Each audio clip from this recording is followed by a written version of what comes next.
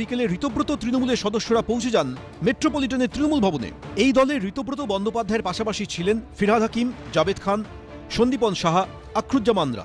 আমাদের party office আমরা এলাম, বাকিটা সব ক্রমশ প্রকাশ্য। এরা হচ্ছে শুভেন্দু অধিকারীর কাছের লোক, পুলিশ এদের বিরুদ্ধে কোনো স্টেপ নেবে না।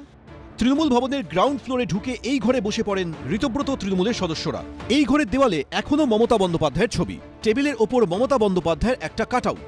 সেই ঘরে বসেই ঋতব্রত তৃণমূলের সদস্যরা জানিয়ে দেন তাদের কাছে মমতা বন্দ্যোপাধ্যায়ের জায়গা স্রেফ পরামর্শদাতা হিসেবে।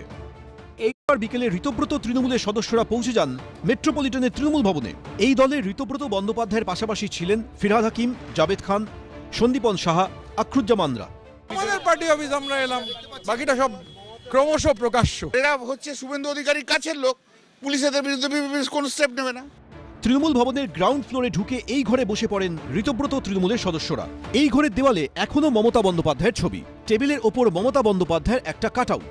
সেই ঘরে বসেই ঋতব্রত তৃণমূলের সদস্যরা জানিয়ে দেন তাদের কাছে মমতা বন্দ্যোপাধ্যায়ের জায়গা স্রেফ পরামর্শদাতা হিসেবে।